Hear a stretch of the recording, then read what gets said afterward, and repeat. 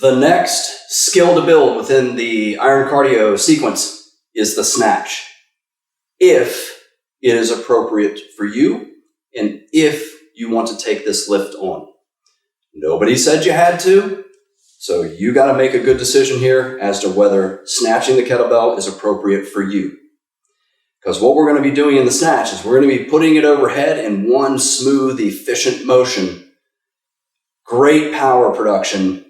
Pavel called it the czar of kettlebell lifting many years ago. It is awesome if it's appropriate for you. Really want you to keep that in mind as we go through this. And being able to snatch the kettlebell efficiently assumes 3 or 4 things. Number 1, you swing the kettlebell well. Number 2, you can do a great get up with the weight you're going to snatch or heavier. Number 3, you can military press the bell that you're getting ready to snatch, and you know what that great overhead position is. And number 4, you can clean the bell efficiently. If you're still struggling with your kettlebell clean, don't move on to the kettlebell snatch, because this snatch is a clean that ends up overhead. Remember that nice tight arc on both the way up and the way down of the clean? You're going to see something very similar here in the snatch. So you have to have all of those component pieces already in place. You know how to swing the bell and pop it to head level. Your get up is solid. Your military press is strong. And you know how to efficiently perform the kettlebell clean, which means you know how to rotate that bell over softly onto the back of your wrist. Because once we're popping it overhead in one motion, all those things have to be in place for you to do this well. If you have all of those things in place, we're going to start building your snatch with the half snatch. We're just going to worry about getting it overhead.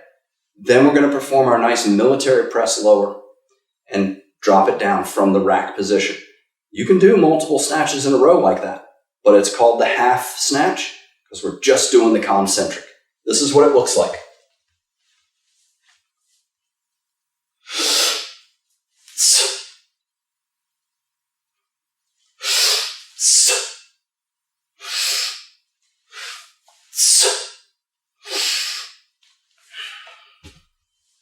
Okay? Notice how close to my body the bell stays. I'm really popping it up, almost like I'm cleaning it, but I'm just blurring through the rack position all the way overhead. Not exactly, don't take me too literally there, but I really want that feeling, that super tight arc. Notice that the bell landed very softly in the overhead position. Shoulder was secure, lockout position was secure, and the half snatch allows me to just focus on the concentric.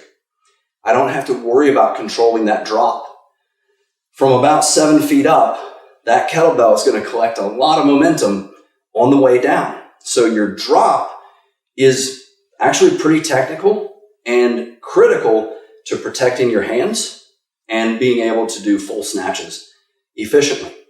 But you don't have to take that on right away. You can just do the half snatch. What I want you thinking of during the snatch is that arm is going to stay glued to the ribs as long as possible on the way up. We are not projecting the bell away from us and then trying to bring it overhead. I am trying to place it overhead. Looks like this.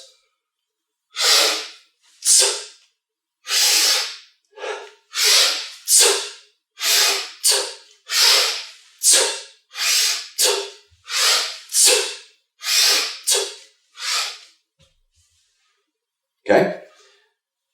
Obviously, within our iron cardio sequences, we're going to be doing 1, maybe 2 snatches. You'll understand that more when we get to the programming section. But we want all of them to be efficient, powerful, and soft. The landing is very, very soft. So think of keeping that arm as close to the body as possible. Dare I say, have that little bit of elbow coming back into the body, not projecting away. we're going to cover a drill, a little bit of a bonus section for both the clean and the snatch, where we're going to put something in place, going to enforce that nice tight arc. That can be a key drill to mastering both the clean and the snatch. Now, if you're ready for full snatches and you can drop the bell from the top, that's fine. You can do that. Once you're overhead, we want that bell to come straight down. Boom, right back into the hips, and then we're either going to park it or pop it overhead again. So it looks like this.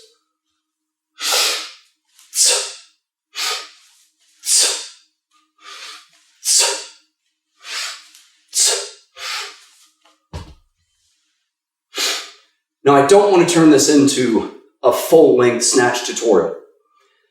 You're only taking this drill on if you're ready for it. A lot of people that aren't snatching the kettlebell yet should be doing the push press. If you want to add that fourth piece to your iron cardio sequence, go with a push press. It's going to work out just fine. If you're ready for the snatch and you built that foundation, I'm still going to recommend working with a coach. Find a Strongfirst certified instructor. Work through the snatch sequence. Build your swing, build your get up, military press, efficient clean, then worry about the snatch as an option. If it's not an option, push press, or just don't worry about the fourth piece of the iron cardio sequence. But the push press can fill in the gap. So, not going to go too deep into this.